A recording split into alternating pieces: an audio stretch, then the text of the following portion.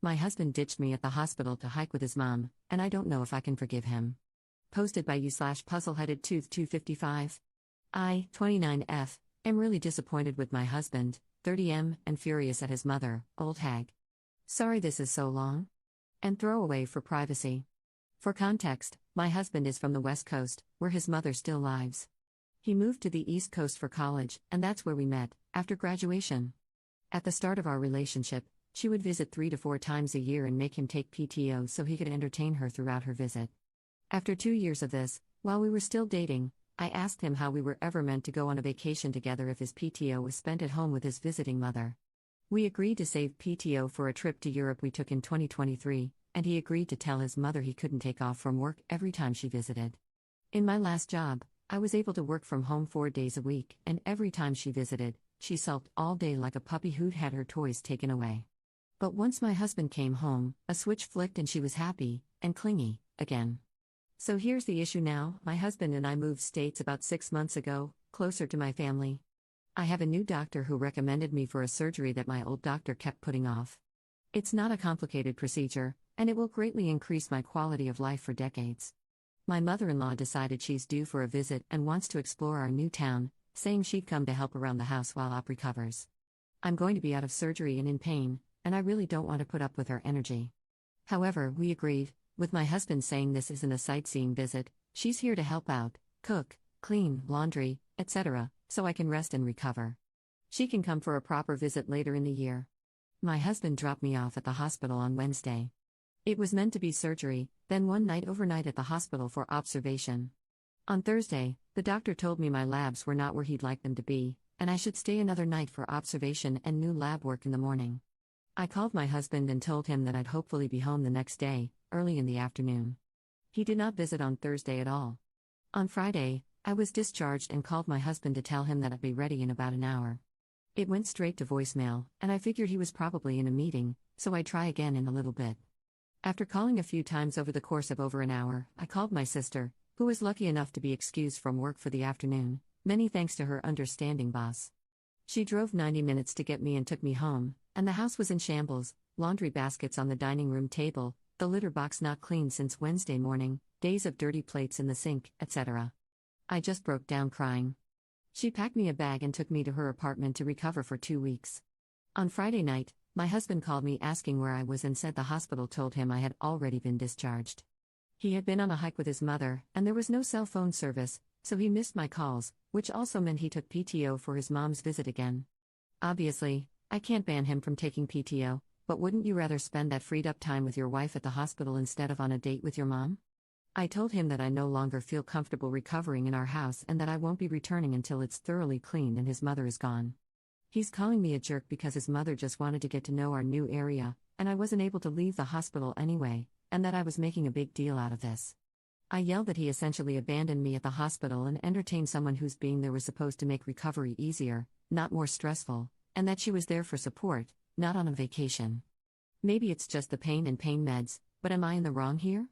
Is this a stupid hill to die on? There's a part of me telling me to see a divorce lawyer just to see what my options are because I'm not sure this will ever change. I know this is going to sound incredibly selfish, but I want kids, and I now don't see myself having any with my husband in the foreseeable future. And if this isn't going to work out, I don't want to spend the next 5 years wasting time and money on therapy and missing a chance to find someone I actually can start a family with, someone who can be a committed father and husband before he's a son. Many thanks to anyone who's read all of this. Top/relevant comments. Commenter. Mommy's boy couldn't even be bothered to visit you in the hospital? This is definitely the hill to die on. Cut your losses and leave him to his mommy. Commenter 2. Exactly, didn't visit and then went out of contact when there had already been a complication. What was his plan if those labs that needed to be watched had turned into needing to contact next of kin? Op's response. He kept saying it was a simple procedure and there wouldn't be any emergencies. It was a simple but invasive surgery. It's not like I had a mole removed. Commenter 3. Your husband dropped you off? My mother had 95 surgeries in her lifetime, he was at the hospital for all 95. Stay at your sister's house and have her get your stuff. This is the mountain to die on. Commenter 4. Possible disagree here. I've had a couple of surgeries, and I prefer to just be dropped off. I don't see any reason for my husband to just sit around when there's nothing he can possibly do to influence the outcome. But, that is my preference, and Op's preference might be different. However, I do want/expect my husband to visit if I'm going to be in the hospital overnight, and from Op's tone it seems like she does too, so that's a red flag. The point is, it's not staying or visiting or picking up, it's knowing what your partner wants and doing that. Op didn't seem super upset about the dropping off part, just the visiting and picking up part.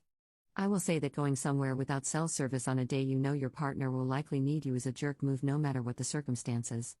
Op's response. To be fair, that's me, too. I didn't want him to take PTO for the whole day, but I did expect him to visit me after work at least to check in. Update 1 month later. Hi all. I posted a month ago about my husband basically abandoning me at the hospital to entertain his visiting mother. I thought I'd post an update. We are done. I'm still at my sister's place, and my boss is letting me work remotely due to the commute, but I have an apartment I'm moving into in July that's a 10-minute drive from my job. Thank you to everyone who responded. It was a bit overwhelming. I went into defensive mode and thought I had put my husband in a bad light, but you all really slapped the rose-colored glasses off me. We spoke on the phone every day the first week I was away. He asked his mother to leave ASAP so I would feel comfortable coming back home. After a week, I told him I still needed space and was coming the next day to grab more things. Once he saw that I had an empty bag and my sister brought 2 empty pieces of luggage, he realized I was taking a lot because I wasn't planning to come back soon. He asked to talk, and I figured we should get it done and over with. I told him we needed to separate. He tried to argue that his mother only visits a few weeks out of the year and that things are great otherwise. I told him that the issue is he expects me to be okay during those weeks with him ignoring my feelings to cater to hers. I said things don't magically go back to normal once she leaves. There's resentment toward him for weeks for doing it again, and self-hatred for me allowing it to happen again. He asked to go back to couples therapy. I told him it didn't work last time. We had a great therapist who helped him put boundaries in place and deliver consequences when his mother overreached. But as soon as she'd arrive, she'd break one boundary, he'd let it pass, and then she had carte blanche to stomp on them all. And when I tried to reinforce them, I'd get no support and be the bad guy. I told him I'm turning 30 this year and I want to start a family. But I can't see starting one with him. If he can't put me first when I'm just out of surgery, why would I think he'd put our children first? I reminded him that his mother is retiring in less than 10 years. What happens when she decides she's frail and lonely? I asked him if he'd move her and whether I was okay with it or not. He replied, I'm all she has.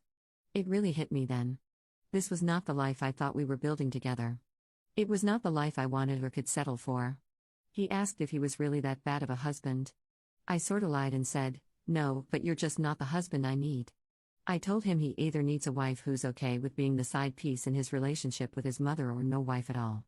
I left with my sister, and 10 minutes into the ride back to her place, his mother called me. I sent it to voicemail. I started laughing, and my sister asked what was so funny. I said, the first thing he did was call his mommy and tattle on me for leaving. Papers have been served, and it's been pretty amicable so far, fingers crossed. Top/relevant comments. Commenter.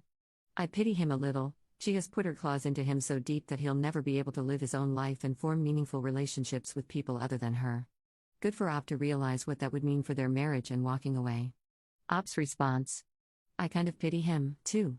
I don't think he'll ever have a healthy relationship with any woman in his life. Commenter 2. He called his mom immediately LMAO.